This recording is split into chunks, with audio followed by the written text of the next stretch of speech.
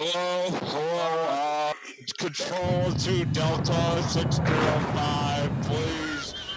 Metropolis Airport, this is Air Force One. Could we have the latest weather report? Hello, Breaker 19, over. Roger.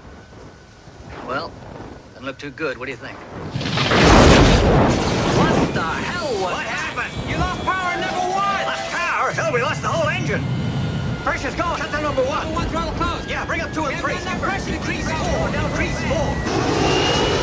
Mayday! Mayday! Metropolis Tower, Air Force One. We have lost port, outboard engine, and part of wing. Request emergency landing. Abort, take off now. Abort.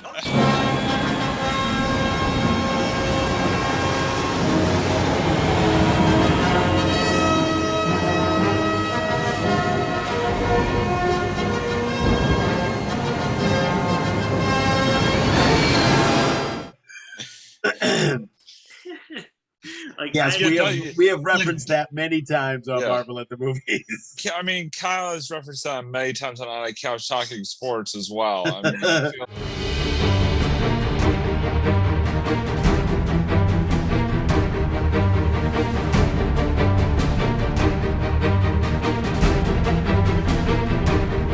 Hey everyone, welcome back to Marvel at the Movies. I am Kyle, joined by my co-host here, Doug. How are you doing today?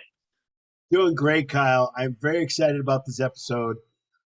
We've been planning this for a couple weeks now, so I'm really, really excited about this episode. So, yeah, I'm ready to roll, man. I'm ready to roll. Yeah, no, this is a huge build-up. We've been waiting for this moment for a while, honestly, guys, and we are so honored to have our good friend, Robbie. Robbie, how are you doing tonight? I am doing fantastic, you guys. I have been so looking forward to this moment for several weeks now. This is a dream come true for me, being part of Marvel at the Movies. I mean, I can't help but think that I played a small part of bringing you two amazing co-hosts together somehow, but that's a story for a different time. But no, I'm just super thrilled to be here, and I'm doing great. Ready to talk some marveling at the movies. So just super excited. Awesome, and I was just gonna I'll give you guys a quick backstory for those of you who don't know. So Robbie, we know Robbie from initially Robbie and I started a show called On a Couch Talking Sports, and then Robbie and Doug went on to make a show called The Sports Blitz, and we both had a really great time making those shows. And then, which ended up leading to me and Doug making our own show about movies this time. You know, we kind of decided to stray away from the sports kind of talk. And you guys were like guests on each show. Like, you know, Kyle was a guest on Sports Blitz and Doug on a Couch Talking Sports. It's like a trifecta of just shows and all that good stuff. So, yeah, we're almost like a trilogy. We're like, we almost call it like the some kind of like podcast universe or cinematic universe, whatever you want to call that. The trifecta of podcasts. Yes, there you go. Tricast. Yes. Tricast. There you go. And perfect. We are so honored to have Robbie on this because we've been waiting for a while to do this, and we wanted to make sure everyone's schedule's lined up. And you know, this is we're excited to really get into this. So before we get into it, I did want to hand it over to Doug really quickly for tonight's sponsor of the show. So take it away. Absolutely. Absolutely. The sponsor is Zyman Organizing. Feeling overwhelmed? I know you guys are feeling overwhelmed, like all the time. Always. All the time. Yeah. Robbie, especially when he goes into his room, he feels overwhelmed because everything's disorganized. I don't actually come out. I mean, I never actually come out. Yeah. Oh, you don't come out of your room at all? No, never. I just stay in here. Maybe that's why it's so disorganized. Okay. Yeah. So that makes sense. So, Robbie, I think what you need to do is I know your drawers are filled with all kinds of stuff and all kinds of things everywhere. I think that you need to call Zyman Organizing or contact them. Well, hold on a second. I'm going to call them right now. Yeah, you have a... Hello? Yes, I need some organization, please. It's okay. Here in the other room. Anyway, contact Zyman Organizing. They will work with you to create and organize, Robbie, your drawers yours or your area or your bed or wherever you want, under your bed. No, don't go under there. And they will create a space that's serene and a joy to spend time in. Just remember, everyone, time in organizing, rating, stress-free. By the way, And Zion that's Organizing, great sponsor of the Sports Blitz as well. So Absolutely. I heart Zion Organizing very much. So thank Absolutely. you. Yeah. You should have her on a couch, actually. That'd be pretty cool. Absolutely. Yeah. Trio, Yes. yeah. Yeah, you should. You Should should. might as well, yeah. Dude, I'll get a little piece of that, I think. No, I'm just kidding. And back to you, Kyle. And, no, thank you, Doug. And yeah, tonight we got some good stuff to dive into. We actually wanted to go over some of our favorite childhood movies, or just movies that we really enjoyed growing up. And you know, we're not looking for any like specific time period, just kind of movies that really stuck with us throughout the years, you know. And this can be movies that are older, newer, well, newer relative to when we were, anyways. No, you're right. It doesn't, you know. Yeah, you're absolutely right. It's childhood, but it could also be something that, you know, maybe they made something when you know, they do all these remakes now. So Yeah. maybe it's maybe there's a movie. I think they remade the Dukes of Hazzard a long time ago. And that's something. I'll give you an example. I'm not going to start. I'm just giving an example for everybody that's listening out there. Is that they made a movie of Dukes of Hazzard, which Dukes of Hazzard was an '80s TV show. So, and they remade it into a movie. But that wasn't done. That was done not recently, but relatively recently. We were older when that happened, so we weren't children at that time. But that's not a bad point. Is that there are some movies that may have been remade. We can bring those up too if you like them. I hear you.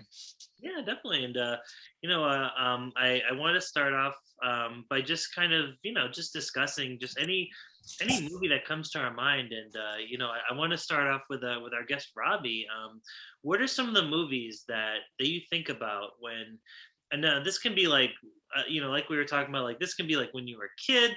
This can be maybe even like 10 years ago when you were in college. Like, what are some of the movies that really stuck out for you that you really remember, like the good nostalgic type of movie? So yeah, I mean that's a long list. I would say, like, going back to my childhood, like I was big into like the classic 90s Disney movies. I mean, you know, growing up in the 90s, I mean, Disney movies were like, I was all about that, whether it be like Aladdin or like you know, Robin Hood, Little Mermaid, like, I mean, just all these different ones. I mean, there's 100 that you know, that of them, you know, throughout the years, you know, that really stood out for me growing up. Just to name a few.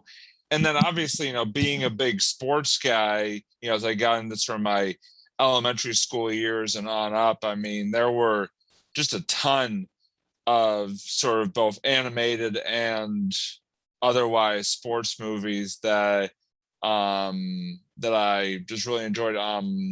Sandlot was a big movie for me, like growing up, being a big baseball guy. I loved the Sandlot. Remember the Titans as well. Big football. I think Remember the Titans is like just an all-time favorite movie of mine. And again, like, you know, it's funny, Doug sort of brought to mind, you know, thinking of like movies that have sort of been remade over time.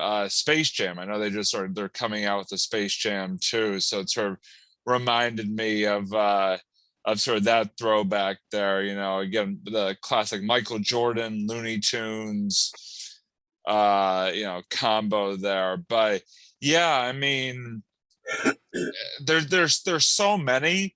Like, I mean, I could spend like hours and hours just diving into like all the movies that I've watched growing up that like have stuck with me and stuff like that. But like I said, the big ones for me, especially early on, were like those classic Disney movies, both like the ones that you would see in theaters, but also there were some like I know they did like those Disney original movies, like that were just on the Disney Channel. Like I'm trying to think that like there was one called Brink. There was like oh, there was one about like a kid who's like part Irish or like part leprechaun or something like that. I can't remember the name of it for the life of me, so I'm apologize. But there's just there's so many classics that just whenever I'm feeling in this nostalgic mood, I will go back on iTunes or wherever and give them a watch, because it really is they're really, you cannot go wrong with like these classic, especially the classic 90s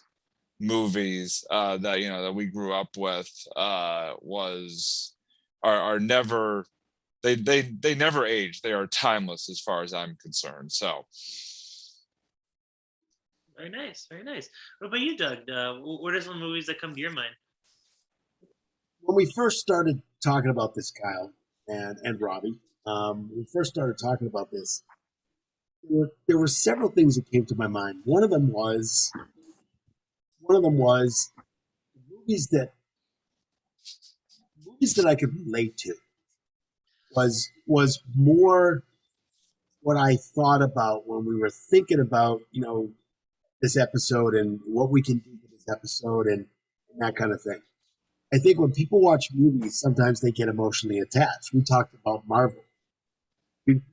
How you and I have talked about Marvel, and Yeah. my daughter got us into Marvel. My wife and I got us into Marvel. We are Marvel people now. We are attached. We are waiting in bated breath for the next Hawkeye episode. We're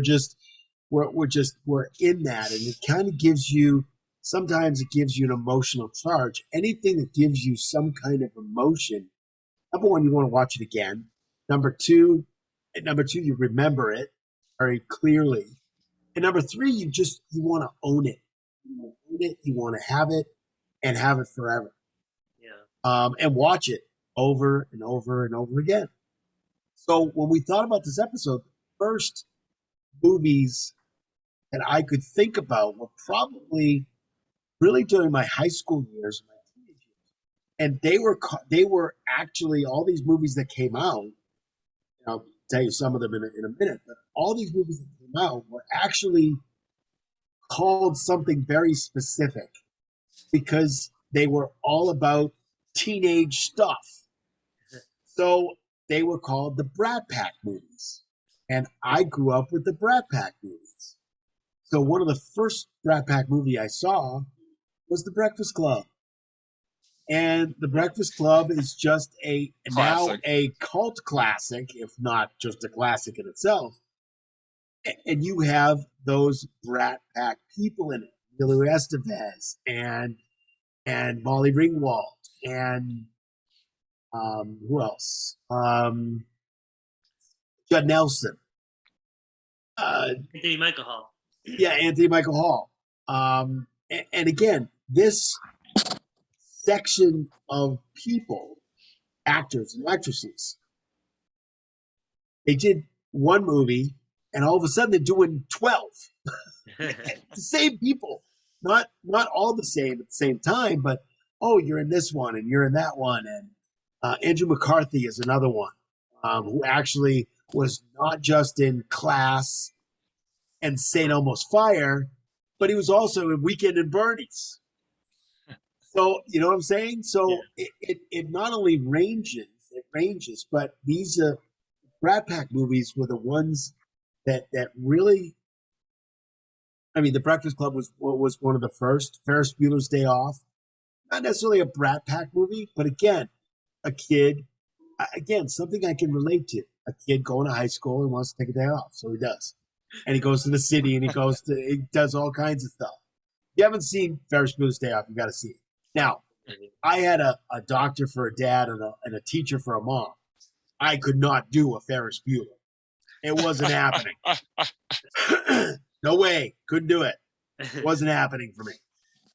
And actually, they told me not recently, but they told me a while back, they said, we sent you to school with a temperature a few times just to get you tough. I'm like, you mean I could have stayed home? I was like, really?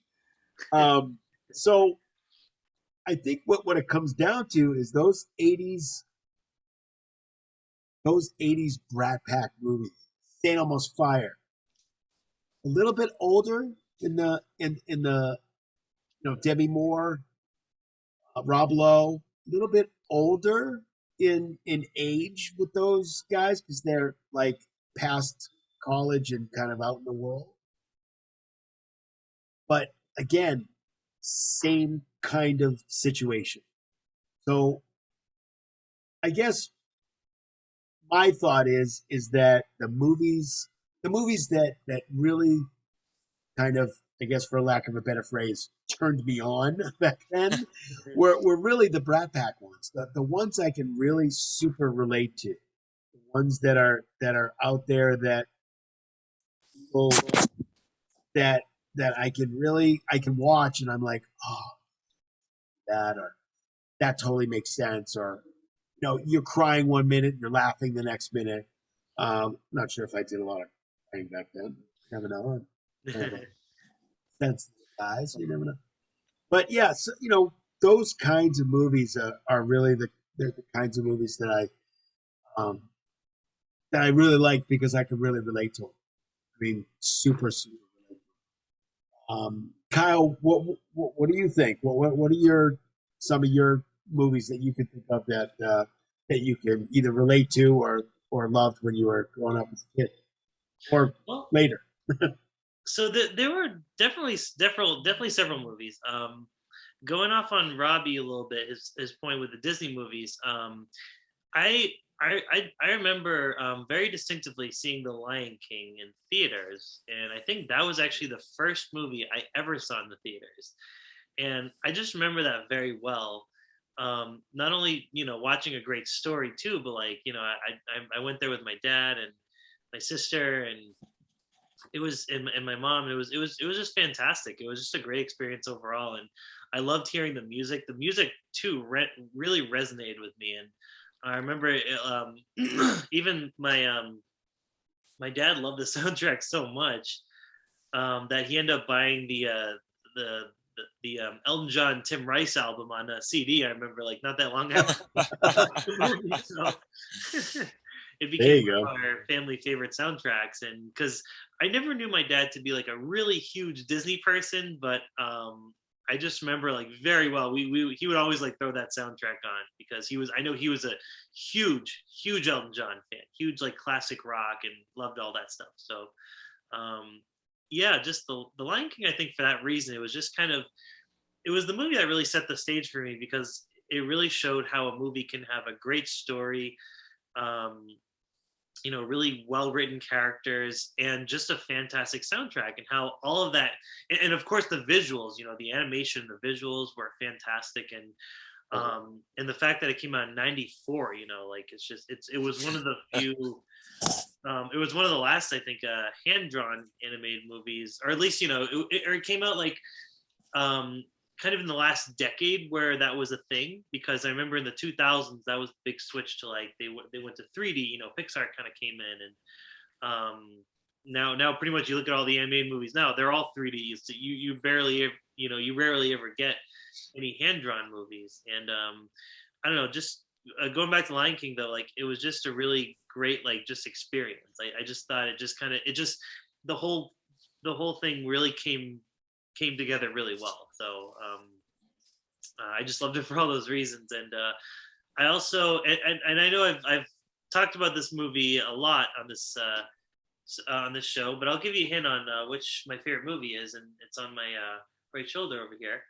And I don't know if you guys can see in the camera, but yeah, see, Doug and Robbie already there we go. Yes, we have referenced that many times on Marvel at the Movies. Way too many times. We might as well call it DC at the Movies at this point, because Kyle has referenced that many times on a Couch Talking Sports as well. I feel we have at least one Superman reference. But Doug, by the way, Doug, I love how you and I basically choreographed that so well. The Superman pose right at the same time there. Yes. Yes, and we didn't plan that. We did not plan that at all. So it looks good. Yeah. You guys nailed it. So that's the. Yeah. But I mean, growing up, I mean, you've heard all about the spiel, the past, all of the episodes that we've done so far about Superman. Like, I mean, what else is there more to say? I've already talked about the story and the effects at the time were amazing, but I want to really hone in on Christopher Reeve and how very inspirational his whole performance was, and how he really turned a comic book character into a human being, I thought. And I think that was the very first example. And he really set the stage for a lot of these other, superhero actors to come in, like Iron Man, and you have Christian Bale's Batman later on, even Michael Keaton when he was Batman. And I just love watching it. Like it was, going from the cartoons. I used to watch like the old 1940s Max Fleischer cartoons. Going from that to the Superman movie, that's like, oh my God, that's like going from like a cupcake to like a wedding cake. That's just, Yeah, I think Kyle, what I liked about the Superman movies, it was almost like he was uncomfortable. You know what I'm saying? He was almost, he hit it so well, but it felt, at least to me when I watched them. Yeah. I haven't watched them in a while. I got to I don't know. You got to tell me where they are because I got to watch them again. But you're right. He humanized Superman. He humanized it. He made him human. He just happens to have some super, some ways of changing into a superhero. But it was almost literally uncomfortable. He had a hard time talking to Lady. He had a hard time talking to Lois Lane. He had a hard time talking. He had a hard time. He was kind of he wasn't necessarily an introvert, but it just seemed like he was uncomfortable with knowing what he knows and knowing he can't tell anybody what he knows. Yeah. You know what I'm saying? That's kind of what I got from it too. It was kind of on a totally different level. And those movies, wow, talk about the Brat Pack movies. Superman movies, oh, they were huge as I was growing up. Absolutely huge. I mean, Gene Hackman was doing. I mean, he did. Speaking of sports blitz, he did Hoosiers, and that was in the '90s. That's right. But he was a wanted guy after that. I'm telling you, he was a wanted man after that. But I like how you brought that up because it totally makes sense. Oh, just the way I talked about impressionable movies. It's a perfect example. Yeah, it was just like because you think like a hero like Superman, like he's this invincible hero, like nothing can break him. But just the way Christopher Reeve played it was just, I found it very relatable. As a 5-year-old watching those movies, I was just so inspired. I'm like, I want to be like this guy. Like I was jumping off the couch with a towel around his neck. I mean, yeah, I literally was actually. You nailed it. I did too. I mean, when you watch these movies, you feel so inspired. And this was before superhero movies kind of got dark. Yeah, there were some kind of like, what I liked about this too is that they modernized it too. And they did a great job at putting this hero from like the late 1930s into this modern setting, or for the time modern, it was like he's like a 1938 born hero, and they put him in like the late 70s, and things are very different from, when you compare the 70s to the 30s, obviously. So I like that juxtaposition, and I love the way he played Superman and Clark, how he made them two very different, entities essentially. And because he really wanted to he kind of kept the character grounded. And this is the first time I think they did that for like a superhero portrayal, especially in live action. And I love just seeing him as Clark Kent, and like he literally made you like because that was always the complaint about Superman. People are like, oh, how can you not know he's Superman? All he's doing is wearing glasses. And Chris Reeve was like, well, because I'm going to make them literally two different people. And I love that. I thought that was brilliant, the way he approached that. And he was just such a great actor for that role, and he was also a superhero that didn't have a lot of issues. didn't have a lot of problems. The only problem he had is he was Superman. Yeah, right. Really, the only issue. Now it's like darkness falls on everybody.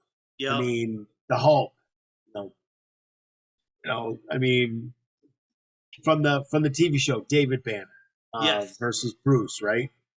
So darkness, just like gamma rays hitting him, and he just feels terrible, and he's walking through the streets, and it's going wherever, and he's a loner, and all this kind of stuff. Superman, Christopher Reeve didn't do that. He had a job. He was working. He was actually, out there in the world. So it's totally different kind of way of thinking about this. And you're right. It's actually absolutely brilliant how he was able to pull off two characters, be able to make them very different.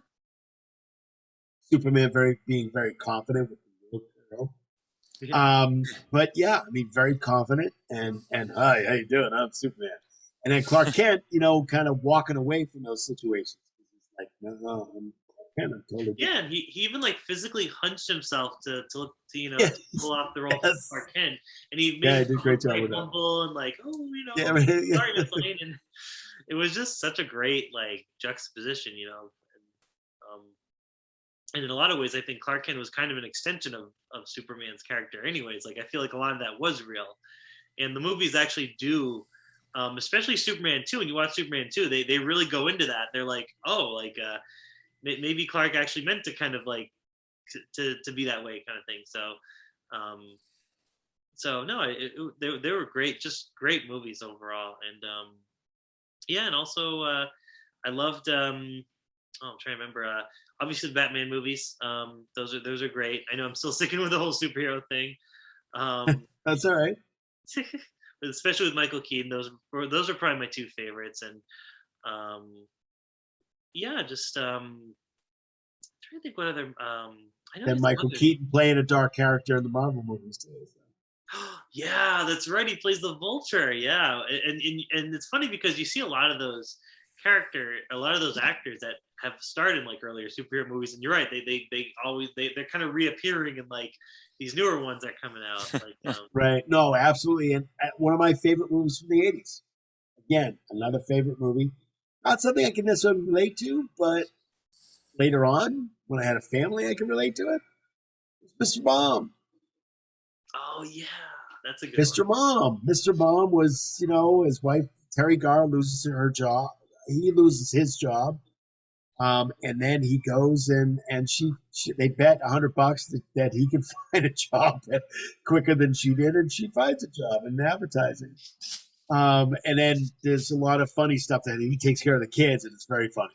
If you haven't seen it out there, you got to see this movie. Very, very funny. Goes to the grocery stores, a very funny scene. Trying to order cheese and bologna just seems like a really hard, easy thing to do, and it's not for Michael Keaton, but he makes it funny. But he's taking care of 3 kids, so it's very cute movie. But again, the progression also of these actors and actresses too. I wanted to ask Robbie a question. Do you remember the first sports movie you saw? Ooh, that is a very, very good question. As I on the spot here try to rack my I'm sorry to put you on the spot. No. It's a great question. I've seen so many of them. It's like when I tried to go chronologically in my head, like what did I see and what? I just remembered in my head what was my first one. So I remember that. I remember mine. The first one I saw. Because it's hard because there's so many sports. I think it might have been the only one that could have been. Again, I'm not 100%, so no, that's all right. I apologize. I'm not 100% on it, but the one that is like coming to mind is the first, and it was like the first in an installment of movies was the first Mighty Ducks movie with Emilio Estevez as Gordon Bombay. And then you had, I don't know all the actors off the top of my head except for Emilio Estevez, obviously, because, it's Emilio Estevez. But then you've got like all the duck characters like who appear then throughout in like the entire trilogy ever, like the Charlie Conway, Adam Banks, Goldberg.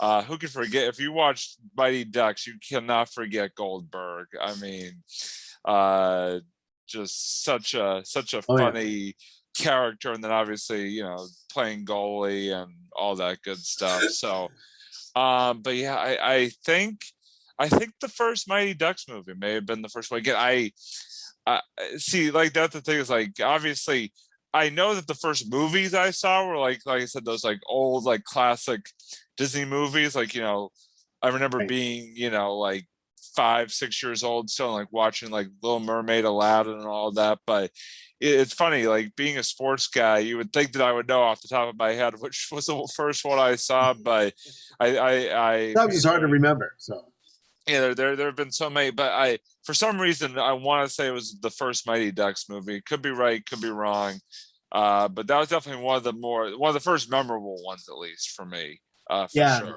yeah. No, that sounds great. Sometimes you don't remember. Sometimes I'm like, I was trying to remember some of the movies in the '70s that I watched. Watched. Remember, and that's kind of dating myself a little bit. But I'm like, what did I watch back then? I can't remember. I was little, so mind you, I was little. But what kind of what I was watching. But the first sports movie I ever watched was Bad News Bears. Oh yeah, It's a yeah. great one. Yeah, classic. Yes. Okay, Yes, so yes, we're yes. talking. I was totally in love with Tatum O'Neal. I Or mean, as you should have been. Yeah, absolutely. Yeah. really? I mean, Yeah. she loves sports. She's a pitcher. Cute. I Yeah. mean, really? Yeah. Oh yeah. I mean, talk about puppy love. Wow. I was like, wow, can we need more movies with her? She actually did a movie with her father, and I got to figure it out. She was not little, but she was not older at the time. She was, I want to say she was a teenager, and I can't remember exactly what the movie was, and I will find that out. But yeah, I just absolutely, I was watching the baseball, and then I was like, whoa.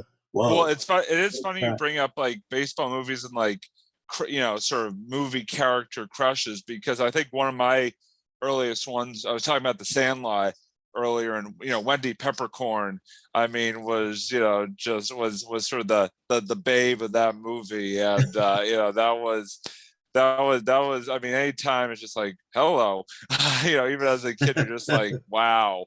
So that was, so that is so true, Doug. I mean, it's for many genres of movies, you sort of have that first sort of romantic interest, so to speak, which definitely, yeah, you bringing up the Bad News Bears was, I mean, it's like, yeah, that's true, that's 100%.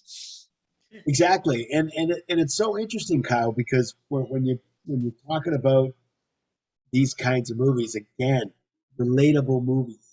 I was playing baseball in the backyard. I was playing baseball with my friend Brian in the backyard. I was going up to the field and playing sports. That's what I was doing. So it's a relatable kind of thing. I was on a team.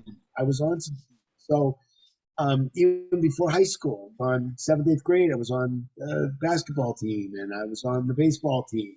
Kind of stuff. So it's absolutely relatable. I really think, even if people don't consciously think about it, I think people like subconsciously think of, how can I relate to this movie, and how can I relate to this TV show? It's not any different. It's really the same. So when I think of growing up, I'm thinking about one of those movies. Perfect example. I don't know, Kyle, if you went to camp, but Robbie and I met at Rivers Day Camp, and we have some on Sports Blitz. We have many Rivers episodes, and we're going to continue to keep Rivers alive. One of the movies that I saw, it came out in 1979, I think 79, 80, and I was in my teens at that time. 79, 80, and it was with Bill Murray, and it was Meatballs. And Meatballs is about overnight camp. It's about camp. It's about bug juice, and they talk about bug juice. They talk about you have they trays in the cafeteria, and they're walking over. I love that movie to today because I went to camp. Anybody going to camp and watching that movie is going to relate to that movie. Yeah. Now, would I love to have Bill Murray as the boys' head counselor at Rivers Day Camp? Oh, that would have God. been awesome. Oh, that would have been so cool. That would have been amazing. Sorry, Ed. Yeah, sorry, Jim. no. I mean, sorry. We're replacing you effective replacing immediately. you Bill with Murray. Bill Murray. I would love to have that because he is the epitome of just having a good time. And again, it was different back then. Totally different than it is now. You could say different things. You could do different things. You could throw kids into they had a pond there. They had a pond and they had boats there and they had all kinds of stuff. I actually went to overnight camp for a summer in 1990. So I actually went to an overnight camp. And it was exactly like the camp on Meatballs. So very close to it anyway. So it's relatable. It's relatable. And once you relate to a movie or a TV show, you're locked in, man. You want more. I bet you, Kyle, as soon as you saw that first Superman movie, you were like, I can't wait till the next one comes out. Oh, yeah, instantly. Because you relate to it.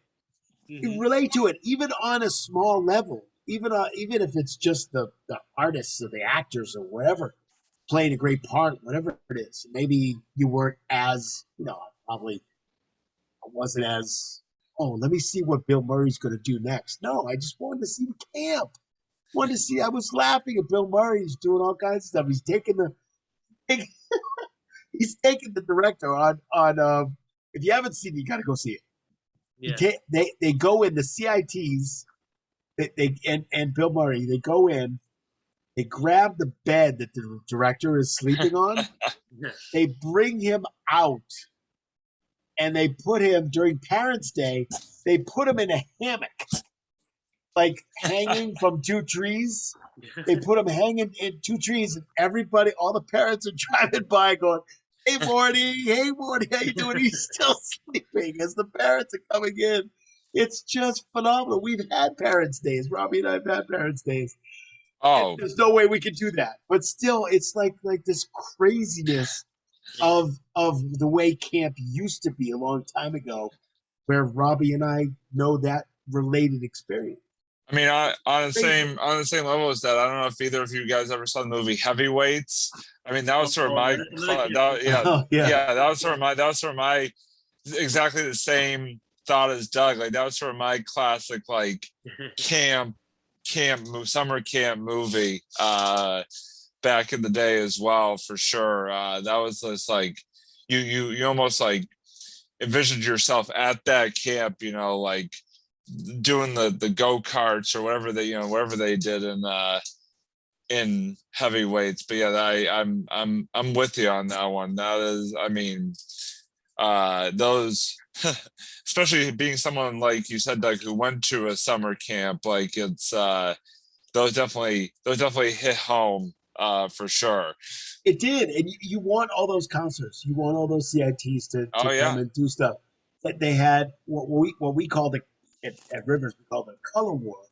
They had another camp come, and they did all these events, and we had Color War. It was the same thing. So again, that relatable kind of situation that you can relate to these certain movies. Then you watch them again later on, and you're like, oh my God, I'm laughing at the same parts. Yeah. I'm like older, but I'm laughing at the same parts of these movies. With Superman, it's like you're looking, it's like, oh, Lex Luger, oh, he's freaking phenomenal. This is great. This is awesome. And it's just a relatable thing. You want to watch them over and over and over again. And then you see different stuff, too. Every time I watch a program or a TV show or a movie over and over again, sometimes you see something a little different. Like, wait a minute, I didn't notice that. Did Bill Murray just do that? He has this thing at the end where he's banging. They're trying to they're trying to win the Olympics, this Olympic Games between the two camps, and he improv this whole thing. Wow. The whole scene in the lodge, in the campground lodge, in the camp lodge, in front of the fireplace, with the firewood, all improv. They gave him, maybe a couple of words, whatever, and he improv the whole thing. And the whole thing is, it just doesn't matter. That's the mantra that he was putting in. Just doesn't matter. Then they started singing it. Just doesn't matter. Just doesn't matter. It just phenomenal. Just unbelievable. Seeing that this movie came out, it was made in 79. It came out in 79, 80. Summer of 79, I think, it came out. Unbelievable. Just unbelievable. That's cool. And like, one of the other things I love about like nostalgic movies too is, when you think of all those movies that you've watched, growing up, and you watch them from the perspective of a kid. I was going to ask actually both of you, are there any movies that you've tried to watch like recently? I'm talking about like maybe in like the past like 5 years, between now and 5 years ago. Are there any movies you watched like recently that maybe you haven't seen in a while, that maybe you picked up on certain things, maybe either like certain scenes that you don't remember, or even like certain jokes that kind of like flew over your head when you were a kid? Like, I mean, I don't know if I could think of like an exact example, but like there are definitely movies. You're 100% right. There are definitely movies from my childhood, growing up, where I look back at now, and like as an adult, you just completely. There are certain scenes or certain moments that you just completely like look at differently. Now that you're, obviously of adult age. I kind of compare it to like songs that like I grew up with, like the boy band songs in the 90s, and like you listen to them now as an adult, and you're like, oh my God, like that. It just takes on a whole other meaning, like when you're listening to it as, a 30-year-old as opposed to like a 9, 10-year-old.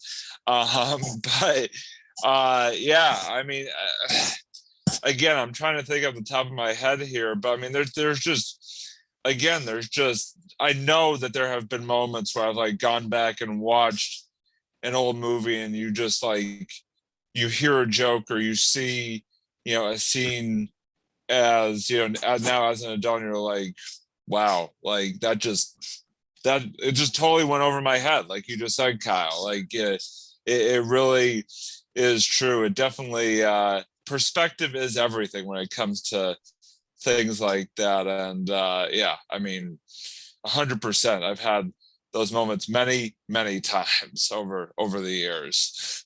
like, yeah, definitely. Like one of the examples I was actually going to bring up too, and I'm sure both of you guys have seen this one too. Is have you ever guys seen Mrs. Doubtfire? It's been a long time. I definitely have seen it. It's been a long time. Yeah. Oh yeah. Yeah, like that's a movie. Oh, hello. Yes, of course. Right? Like probably it was one of my favorite classic actors. Robin Williams. Favorite actors. It was so good. And I was thinking about that, and that's one of those movies where I loved growing up. That was one of my all-time favorite just like comedies, like when I was younger, and obviously still now. Like I'll still watch it now. Kyle, I did think of one just related to that point. Sorry, I don't mean to interrupt, but actually cut you off, by the way. Yeah. But Kyle, you and I were watching the other night, actually, the second Beethoven movie, and the scene at the lake where like the party scene, at the lake, like that is one where like when you watch it as a kid, it takes on a whole new meaning when you're watching it as an adult. Yeah, 100%. Oh my God, that was I think that's kind of what made me think. I just kind of had that thought in the back of my head, but you're right. That now that you bring it up, I think that's kind of what I was like subconsciously thinking about. Was you're right. When we watched that scene, there was that scene where the teenage daughter was going to this party, and she goes into and she wants to hook up with this dude, and she just wants to, like, oh, I want to be your girlfriend kind of thing. And then she finds out that this dude's he's very much a creeper, and he invites her to the house, and then he ends up actually locking her in the bedroom with him and throwing the key away. I'm like, oh, that's this movie's PG, right? Oh. Yeah, wait, I was like, wait a minute. I watched this like as a kid. Wait, what? Yeah, I was just like, that's a lot for a.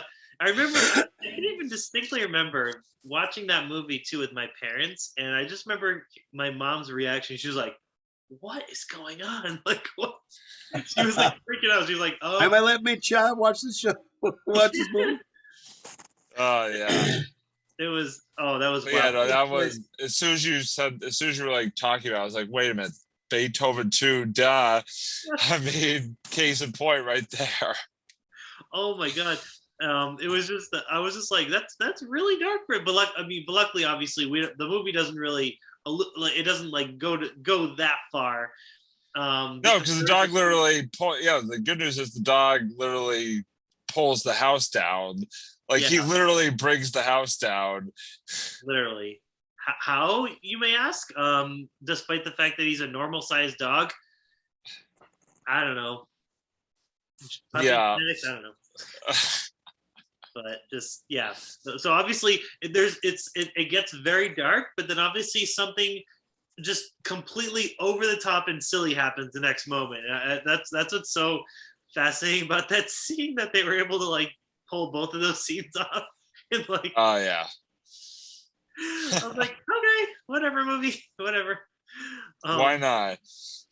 Yeah, but like when I think about Mrs. Doubtfire too, there's a lot of the jokes, because Robin Williams, I think, did a lot of improv during that movie, and there were definitely certain jokes where because as a kid you focus a lot on like the slapstick humor and stuff like that, and but then when you go back as an adult, there's a lot of jokes that you like you just like look at, and a lot of like the human drama that you don't really see from.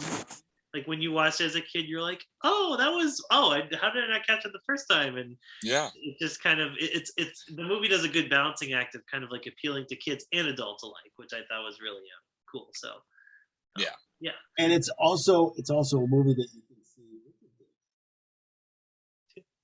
Yeah, I mean, that's what I'm saying, is that an adult, you can actually watch those movies.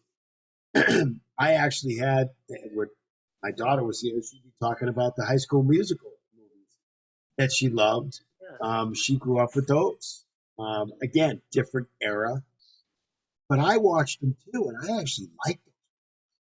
Oh, interesting. I mean, if you actually see it, it's a plot. It's not just some crazy kids getting into trouble, or some Freddy or Jason character going up and killing 18 teenagers. Go up to a campsite and 17 come back.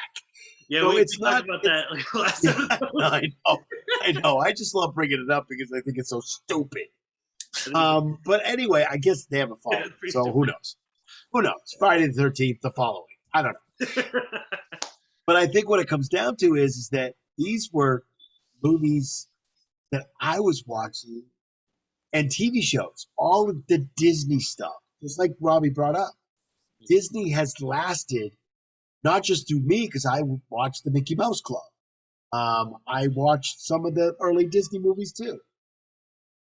Disney has lasted for a ton of time,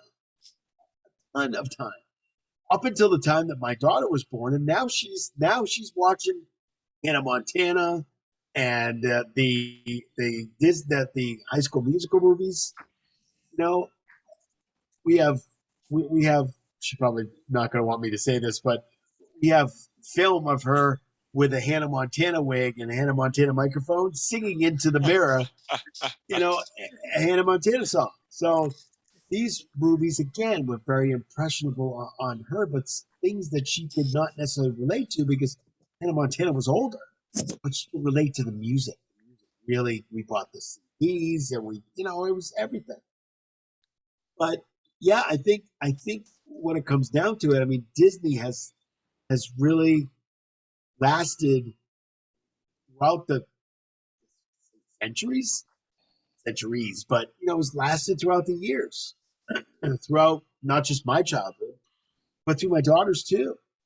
And we still watch those movies too. Every once in a while, we like watching those because they're fun and they're musical and the choreography is incredible.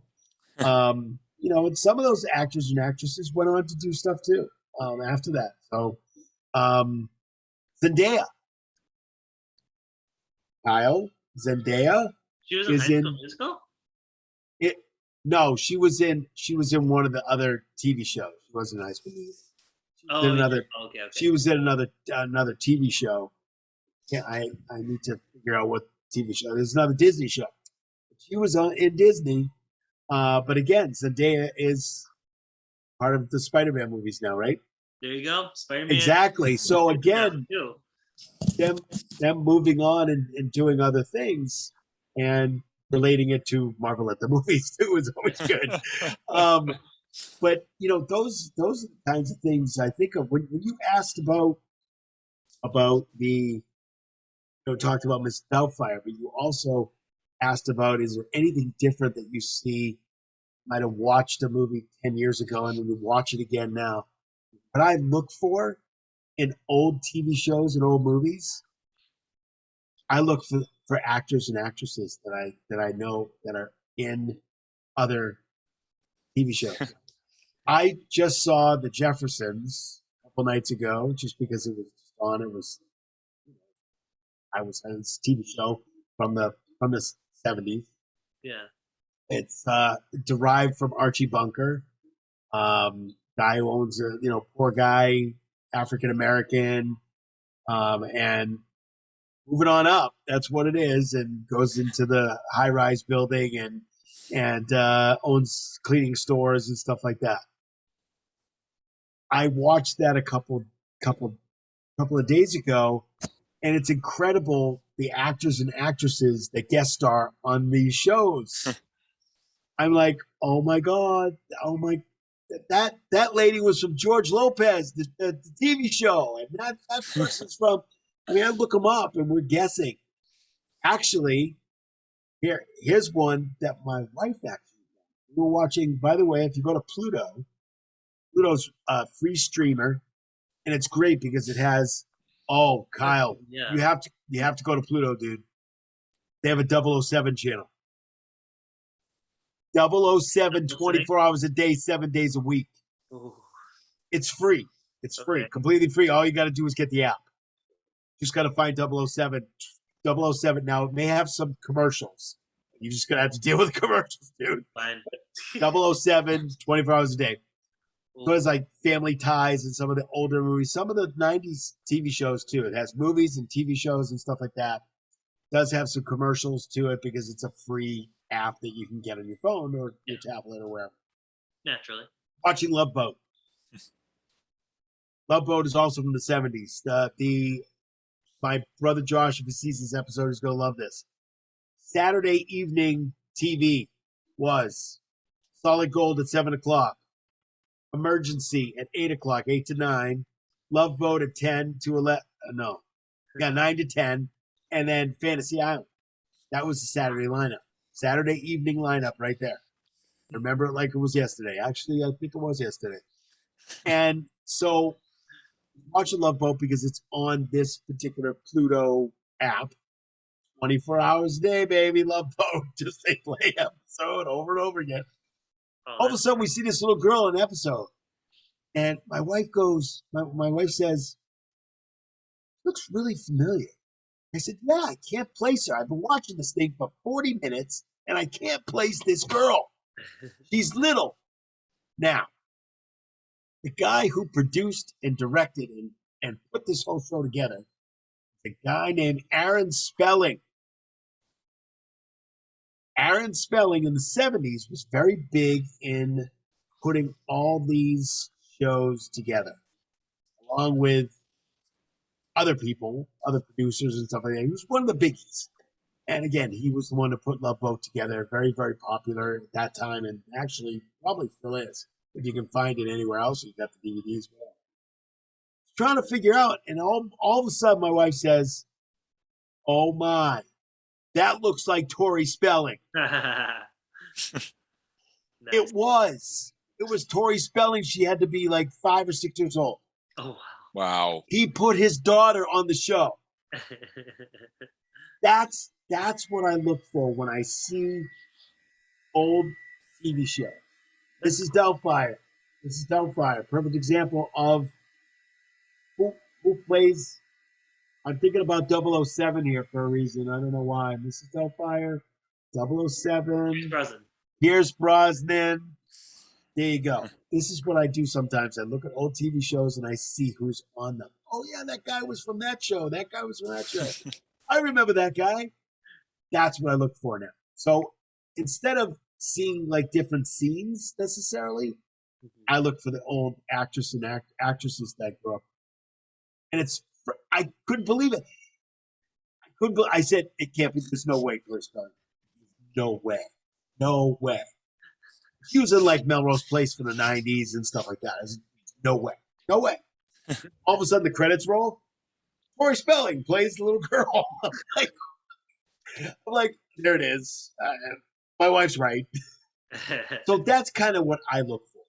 I kind of look for the actors and actresses that everybody who's everybody was on the Love Boat. Want to see any old actors and actresses? Got to watch Love Boat. Got to watch Fantasy Island. Actors that were kind of fading into the sunset would go onto Love Boat to reinvigorate their careers. They were, oh yeah, I remember Buddy Hackett. He's a comedian. I remember Buddy Hackett. Yeah, he's great. He's awesome. All of a sudden, he's on like 5 or 6 different other shows. Wow. They reinvigorate. Everybody was on there. Everybody from the 70s TV shows were on there. It's just great. I guess that's what I kind of look at instead of kind of looking for, different scenes that are different or something I missed. I want to see who's on some of these old shows. Nice. Oh, that's awesome.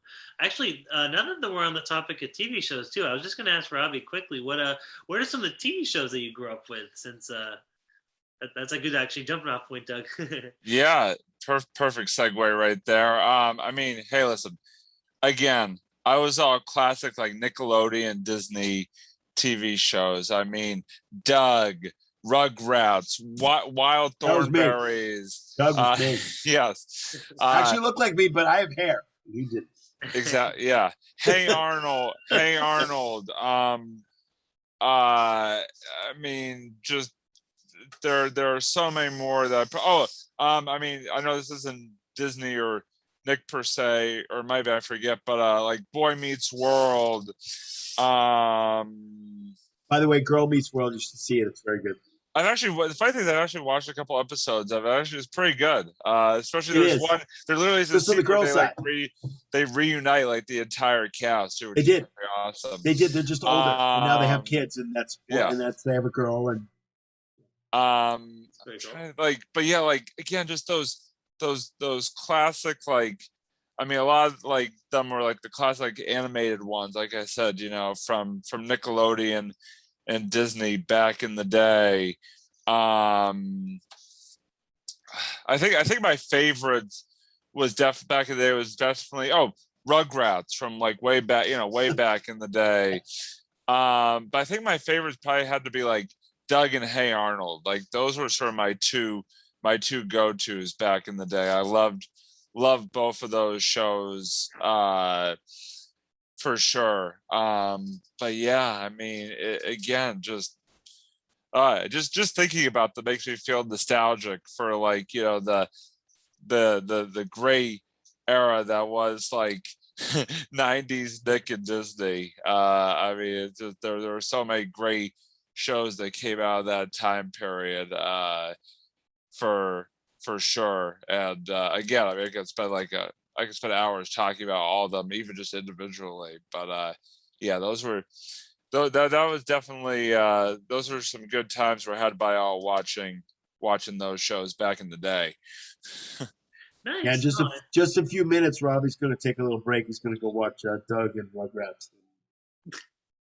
Yeah, I mean, Wild Thornberries, Hey Arnold, just I'm gonna basically watch them all at once. Yeah, we have like 4 screens going of just all episodes going at once. It'd be very interesting viewing. Just multitasking. Yeah, very much multitasking apparently. Nice. No, I totally agree. I used to watch those shows too. Pretty much every show that you said, from Hey Arnold, Rugrats. I also remember Cat Dog was an amazing. Yep. Oh yeah, Cat Dog, absolutely. That was some of the like I know some of these were really weird. Like, especially I would say Cat Dog and Rocco's Modern Life were two of the really weird cartoons that like. I remember my parents they were like, "What the hell are you watching, Kyle? What is this?" Like they were just like looking at that like, this is, I don't know how this ended up on Nickelodeon. This is clearly not for kids. Ren and Stimpy was another one. That was like the king of the weird shows right there. Yep. Yeah.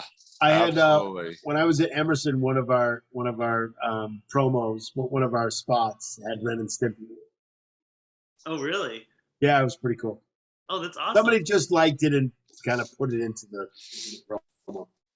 Into the yeah. I don't really know. I didn't use it that often. I first of all had to look it up. I was like, what the hell? Ren and Stimpy? What is? Like, I didn't grow up with that, so I don't know what that is. But once I looked it up, I was like, hey, this is pretty cool. Yeah. It's definitely a show. It's funny, like definitely a show that I feel like appealed more to adults than kids, even though it was a cartoon on Nickelodeon. The humor was all way more adult. It was very gross humor, and I feel like that's kind of where it gained its like cult following. So there's a lot of different people.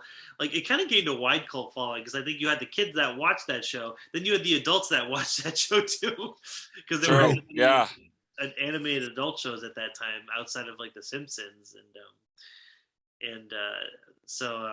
Another one I just thought of because it was like on the tip of my tongue was Rocket Power. That was another good one. I really enjoyed that one. Yeah. That's a good sports one, actually. Yeah. Yeah. It involves like roller hockey and skateboarding and like surfing, all that good stuff. Yeah, and actually, going off on sports, and when you were talking about the Mighty Ducks, I used to watch a little bit of the Mighty Ducks animated series. Yep. When it was an actual team of like giant ducks, and like, see, as a kid, I had no idea that these were even movies at the time, and then I remember when I found out about the movies, I was like so confused. I'm just sitting there watching them, like, why aren't they like oversized ducks playing? Like, why are they actual humans? Like, I was just so confused. The things our parents let us watch. Just to keep us quiet. I did enjoy the Mighty Ducks animated version was definitely one that I watched as well. But the funny thing about that, I think they fought crime and played hockey at the same time, which I thought was pretty wild. That's a good part that should be in there. That's perfect. Seriously, that's absolutely perfect. Like, where's the crime? Where's the superhero vigilante stuff? Oh, geez, yeah. Well, I was a little older, and I grew up watching Sesame Street. I grew up watching Zoom. Doug was actually alive before television. That's what he really doesn't want to tell you. No. What? Ouch, Robbie. Stop it. Stop it. I'm kidding. I was Rugrats. No, just like Sesame Street and Zoom and Lecture Company. Those are probably the earliest shows. And cartoons too. I grew up watching Bugs Bunny, man. Oh, Looney Tunes is great. Yeah. Bugs Bunny. Yep. Looney Tunes, man. I got my daughter into Looney Tunes. She loves Looney Tunes. Even today, she loves Looney Tunes. The Looney Tunes never gets old. No. Never does. I love. What's up, Doc? What's up, Doc? Yeah, you do a very good Roadrunner. There you go.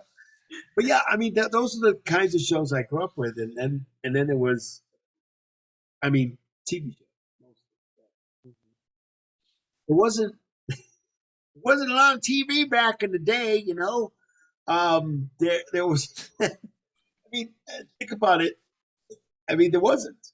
There wasn't a lot of stations Right. in the 70s. It just weren't. We're not talking cable here. We're not talking what we're doing now, which is a Zoom call. Although there was a show called Zoom, but it had nothing to do with this. Right. Romper Room was another one, which was a pure kids show. The other thing I also watch, which I love on Saturday mornings, right after the cartoons, Marvel. Marvel was DC. Oh yeah. Cartoon. Marvel has great animated shows. especially- Cartoon. What we're talking the oh man, what are they called? I keep having the Avengers in my head, but they're not.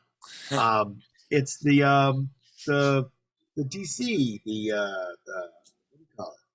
Aquaman and Superman and Oh, the Super Friends. Super Friends. That's what it is. Super Friends. I grew up watching that too. I love that program. Yeah. I would get up to watch that program. And then go back to sleep again. But no, I would get up on a Saturday and watch that because I love that. Wonder Twins. Wonder Twin powers activate. And then each one of them, there's a girl and a boy. Each one of them had one of them could do morph into an animal. And the other could morph into waterfalls, water, and all kinds of stuff. And they fought crime, which is great. They were a brother-sister team, but they were Wonder Twins. And they used to go like this. Wonder Twin powers activate. Form of a waterfall. And he would say form of a tiger. And then the tiger and the waterfall would help, solve crimes or get bad people or whatever.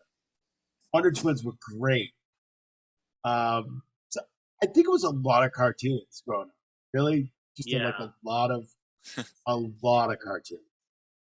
There were so many cartoons out. Like definitely more. You're right. I think there were more animated series, especially when it comes to shows for kids. Definitely more in the animated series, and not as many live action. Like the only live action that I can personally remember are I used to watch I Dream of Jeannie from TV Land, and and that was about it really. And I remember my sister watched Bewitched. That was her favorite. I watched that too. Yeah. Yep. It's actually those shows started in black and white too. Mm-hmm. And actually, my brother's going to hate me for this. My younger brother thought that the black and white programs from a long time ago that everything was black and white. Nothing was in color. No, seriously. I mean, he really seriously thought about this at 7. 7 years old, he actually asked my parents because we used to talk about movies. With my dad, we used to watch Sherlock Holmes. The old Basil Rathbone Sherlock Holmes movies. My dad made chili, and we used to watch all those old black and white Basil Rathbone movies. Phenomenal. You ever get a chance to watch them? They're great. Ooh, nice. But my brother, because he watched so many movies, and a lot of them weren't in color. My younger brother, he was like, well, was there color back then? Because he thought everything was in black and white. Well, you're seeing color now, right? This is blue. Okay. So I don't know where he got that, but he was a little kid, so it made sense that he would watching TV and he thinks TV's at 7 years old. He probably thinks TV's real, so he probably thinks it's all black and white out there. He's thinking a long time ago, maybe before we were born, it was all black and white back then. Because that's all the movies were. They were black and white. They weren't in color. Yeah, I mean that's pretty visual for a 7-year-old to think. That's so. Just life is in black and white. Yeah, There's that's what he thought. Color of life. That's what he thought. No, that life was in black and white because that's all he saw. Hey, listen, movies. I don't blame him. I'm sure I, as a kid, probably had similar. As a young kid, probably had similar thoughts as well. Like watching the old time shows and movies. Wait, was life actually like? Was life actually like that? And you may not have spoken. You may not have said anything. But my brother did. My brother did. He asked. He asked my parents. I was like, what? But it made sense because every movie he was watching was made in black and white. And in fact, Kyle, the Superman TV show started in black and white. Yep. It was not a color TV show when it first started. They had black and white technology up all the way through the 40s. They just didn't use it because it was expensive. They just didn't use it. They had tubes that they had different stuff that was in there, technology. Just never used it. They never needed it. It's not something they needed. So yeah, the Superman TV series started out. The Munsters, perfect up. The Munsters were also. Yeah, the Munsters were in black and white. They're still in black and white. I definitely saw it. Munsters, Addams Family, and Mr. Ed were definitely 3 shows that I also watched growing up. All in black and white. Yeah, all in black and white. And the Andy Griffith Show, again, black and white. By the way, who was the little kid in the Andy Griffith Show?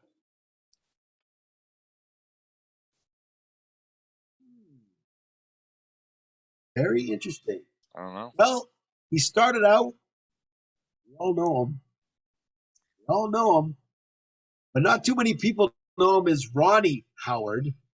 People know him as Ron Howard. Ooh, okay. All right. But on the show, if you look at the credits, again, something I noticed a long time ago that I didn't know, that when you see the credits of the Andy Griffith Show, you will see the credit for Ron Howard is actually Ronnie Howard. Okay. Very interesting. Cool. So yes, that was Ron Howard's first start. Was that particular show, and he grew up on that show actually too, if I remember correctly. Yeah, it was a long time on that show. But again, this is what I'm talking about: seeing the actors and actresses in different shows. Yeah. Different black and white kind of situation. 100%. Yeah. Just awesome to watch those. Oh yeah. And to rewatch them. Of course, we're doing now. And you can, like on Cozy or, Pluto or wherever you happen to be going. Streaming has them because they're easy. They're easy to get because they don't cost a lot of money to grab onto your stream. Yeah, no, that's true. There were a lot of like shows black and white. You're right. I could also remember in 7th grade.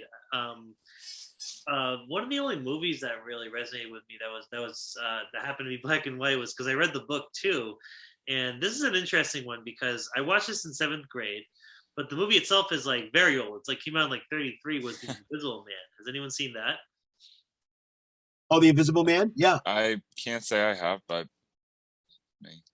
Yeah. It's based on the H.G. Wells book, and not to be confused with Invisible Man by Ralph Ellison. I know a lot of people a lot of people get confused with the 2 titles, so I always have to specify like which story I'm talking about. But I just love the Invisible Man movie because it was such an old movie, and it was one of those it was a black and white movie, but they did a great job like using the invisible effects and like the way you actually see them kind of like cutting together like the film, how they edited the film together, and how they made the guy look invisible while he was like unbandaging himself, and I thought that was yeah. And then you don't see anything as he's unbandaging. There's nothing there, so it's really very cool. Yeah, it was such a really breakthrough movie, and not only technology, but I always loved the story of the Invisible Man.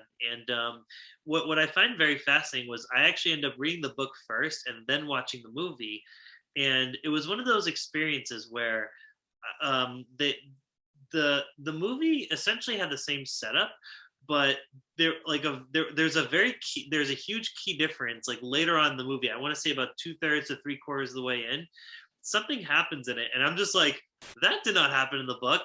And it's one of those scenes that you're so surprised that it happened the way it played out, especially after reading the book and seeing how the book ends, that it essentially kind of, for the most part, keeps the same story. But I like how the movie took a liberty in like a very key moment in the movie, and also in kind of changing the tone of the book. The book was definitely more dark, a lot darker, and had a much more foreboding kind of tone, whereas the movie kind of was more of like it had that kind of dark tone a little bit, but it was kind of like a dark comedy. Like it had some like slapstick humor in it too, and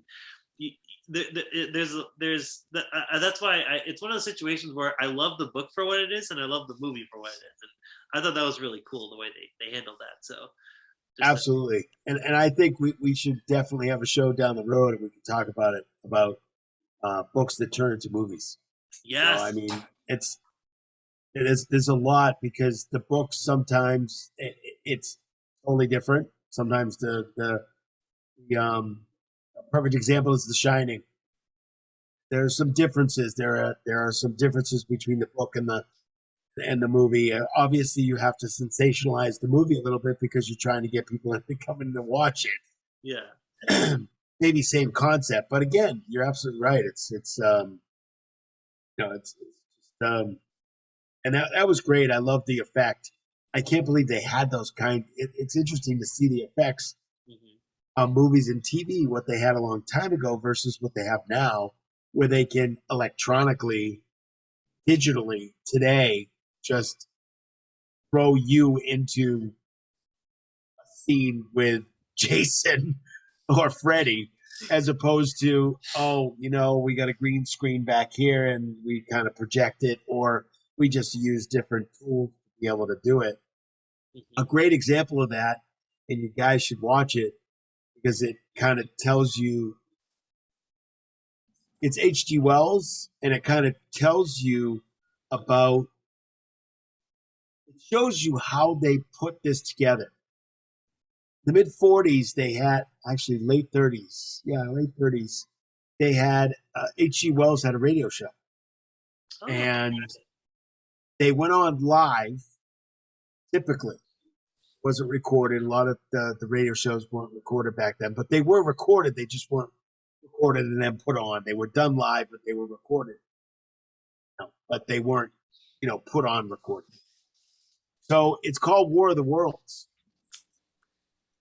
And I know they've made some remakes of it, but you have to see the 1953 original. If you see the 1953 original,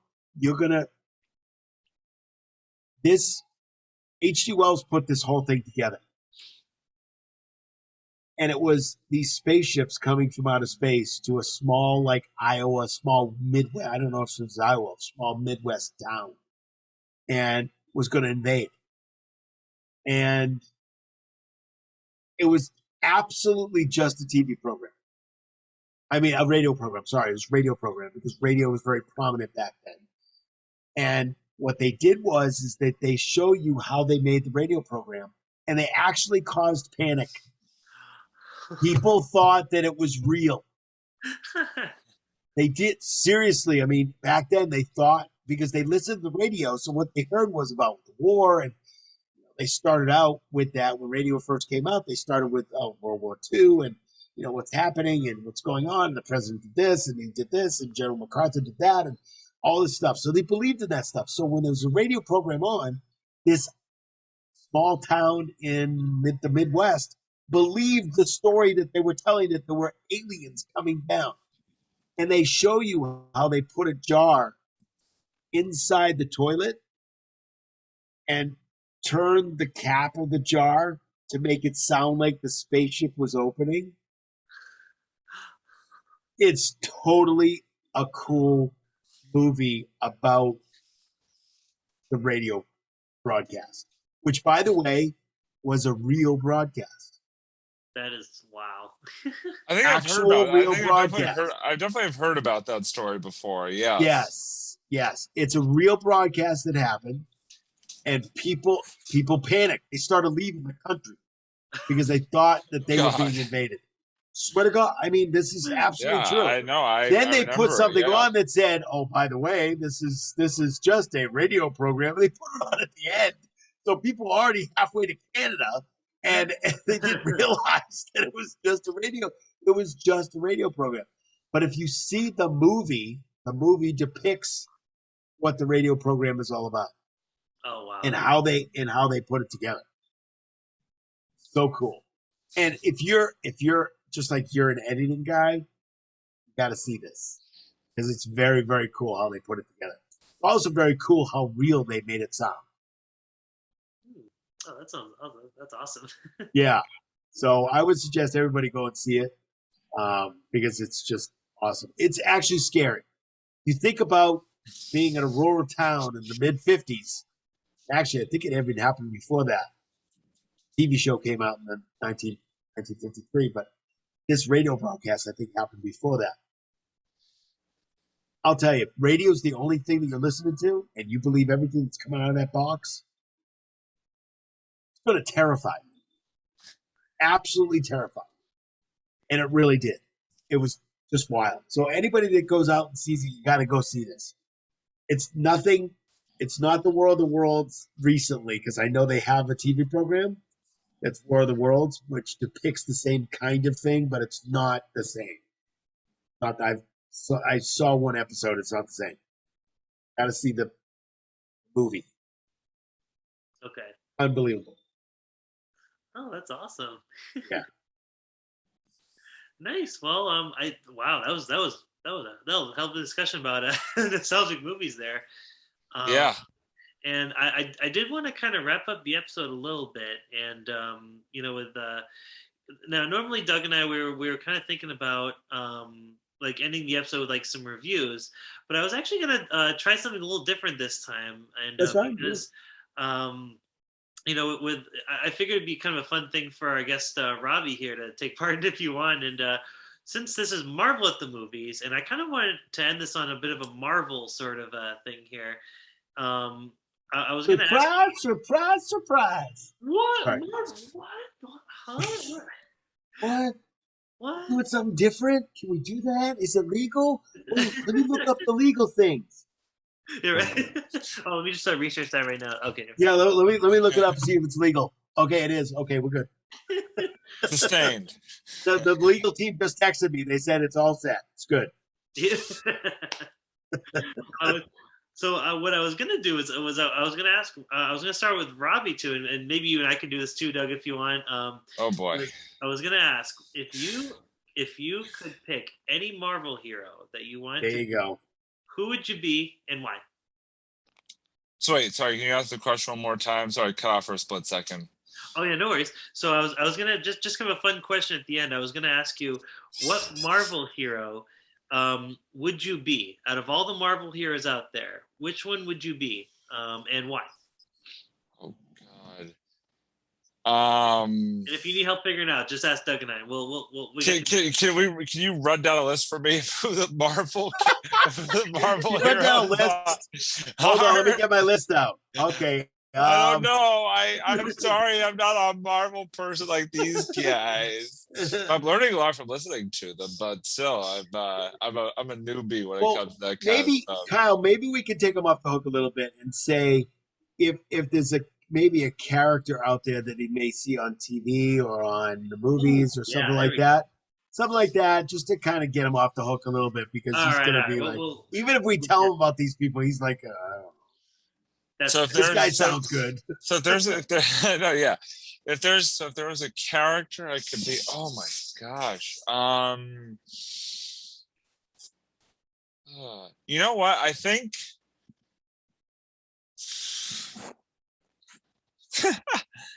there's the problem is there's so many like characters that are like popping into my head right now, like that I it's so hard to pick one.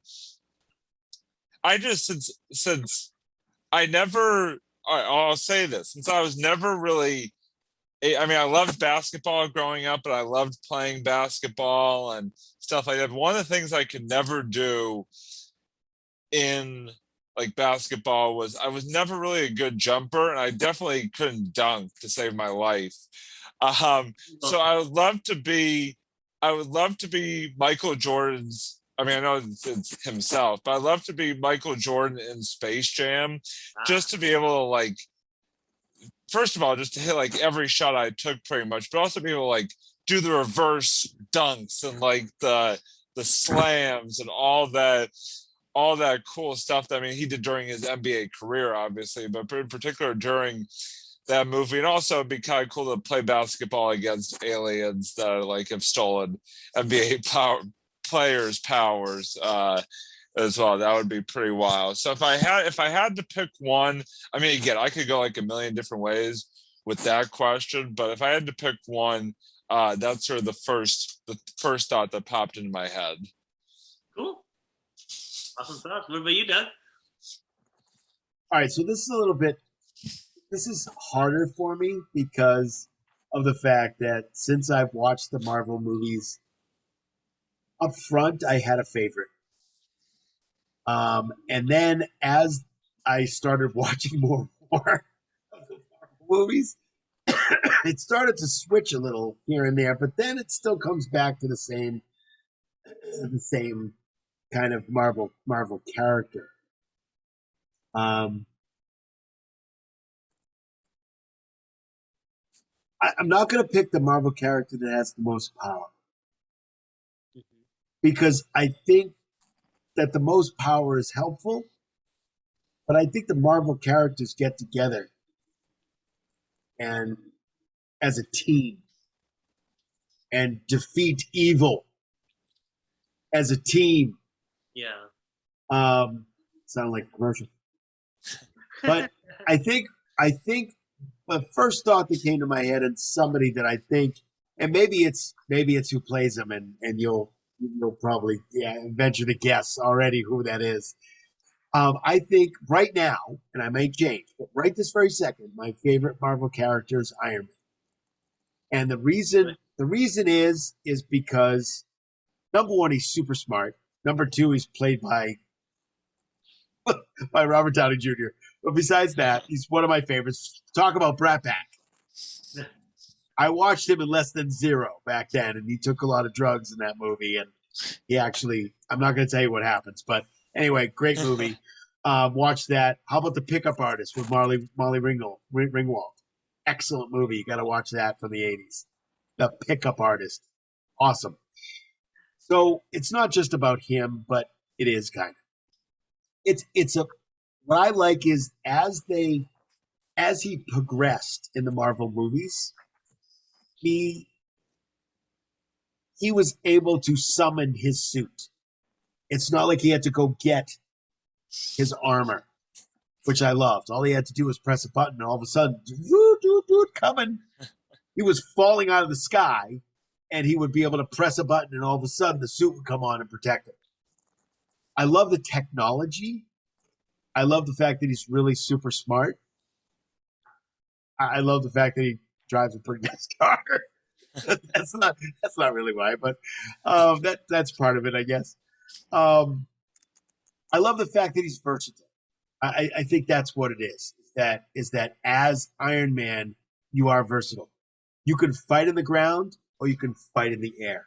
He can fly very quickly to a place he needs to go to, but he's got that mask in front of him that has that technology in which he can take a freaking phone call if he wants to. By the way, one Marvel movie where I'm not sure if he wanted to take that. And Kyle knows what I'm talking about. But from a girl, of course. So that's why I like him. That's why I like him. Because it's a versatile character and the suits are great. I love the technology, and character's funny too. I guess that's what it is. It's all about his sense of humor too. Some of it's pretty dry, but it's funny. That's why I like it. I guess. So that would be mine. Oh, nice. And Kyle, who's yours? There's definitely a few that come off the top of my head.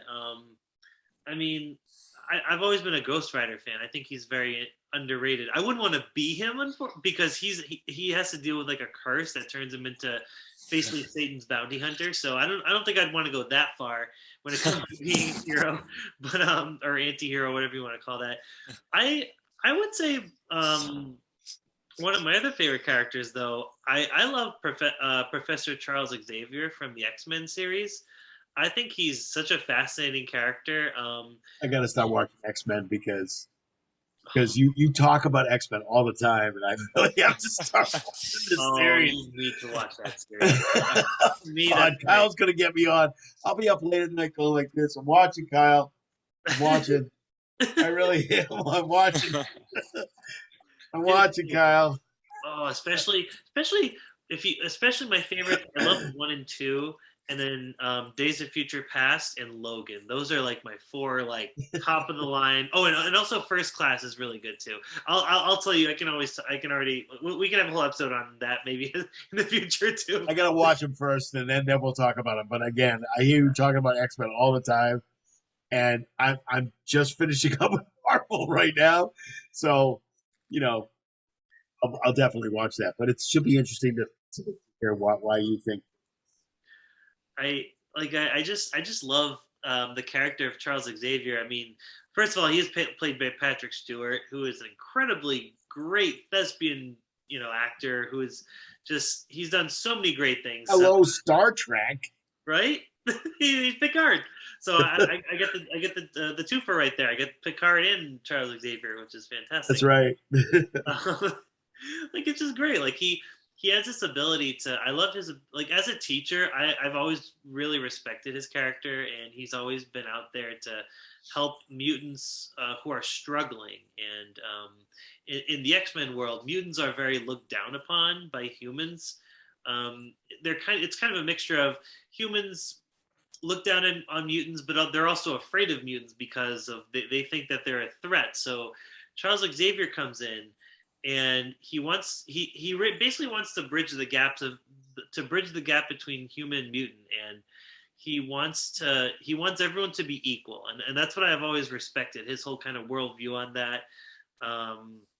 He wants to show humans that mutants aren't scary and mutants can live in the real world, and he wants to also show mutants that like he wants to show them to control their power and that you can use your power for good. And that's why he has the X-Men to, it's just, he's just a very positive light in that universe. And I've always really liked that. I've always aspired to be something like, something like Charles Xavier. So I think he's a very inspirational character like Superman, like my guy up there. So yeah, no, just your buddy.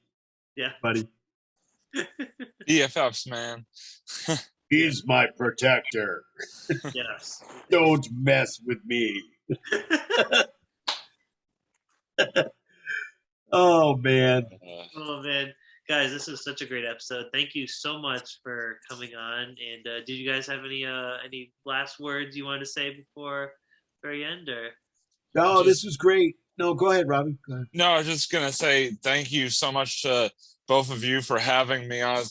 It's such an honor to be the first guest on Marvel at the Movies, and I had such an amazing time, and hopefully you guys will have me back at some point down the road. I had a blast, and like I said, thank you so much for the opportunity, and I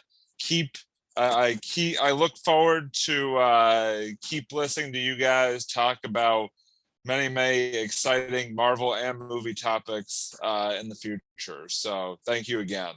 No, it's great. We only had to bump off 5 or 6 other people. Thank God they couldn't show up. I'm sorry. It says it's on here. I'm not supposed to say that. You told me not to say that. I mean, hey, listen, they're not as cool as me. So I have to say. Not even close, dude. Not even close. So yeah, I want to thank Robbie for coming on. It was great. We've definitely hit the trifecta here, which is really really great and wonderful. And we're going to continue to keep going. And the trifecta I'm talking about is Kyle and Robbie on the couch talking sports. Robbie and I are doing another episode on Thursday of the Sports Blitz. So it's funny. I do have to point out, it's really funny that literally today we're doing Marvel at the Movies. Tomorrow night, Kyle and I are doing a brand new On a Couch Talking Sports. And then Thursday night, Doug and I are doing a brand new Sports Blitz. The trifecta of dates. Yes, the trifecta of nights. Okay, so one of us or all of us have to play the number, and we have to put in all threes. Something has to be all three in this. But anyway, Things Kyle, happen in threes. Kyle, it's always a pleasure doing Marvel with you, Marvel at the Movies. And again, Marvel at the Movies is the trifecta, the last one that we're talking about. But unbelievable. We have look for this episode coming up soon, Marvel at the Movies, and look for On the Couch, which is being recorded tomorrow, and look for Sports Blitz, which will be recorded on Thursday.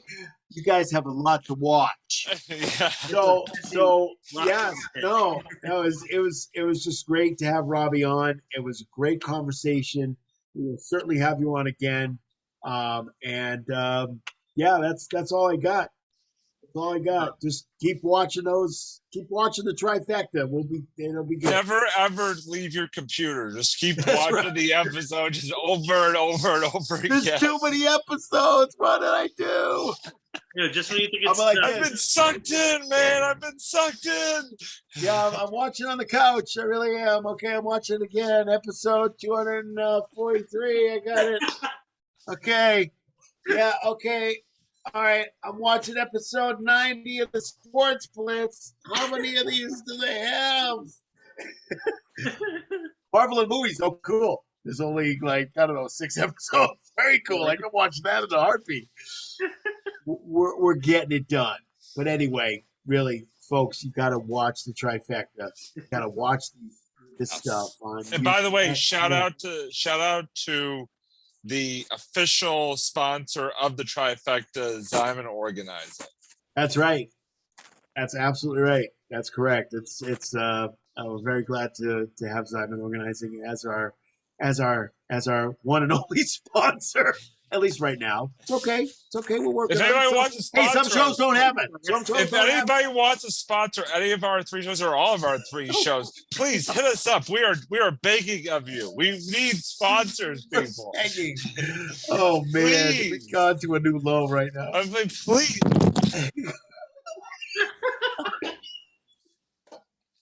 Robbie got so excited. He fell off his chair. Wow. That's going to make the blooper reel. I can't wait for that. Oh, God.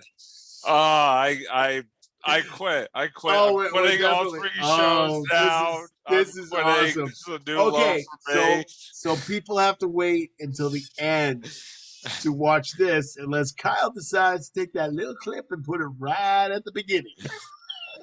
We'll see. We're keeping it all in, so we're good. Yeah, I'm sure we are.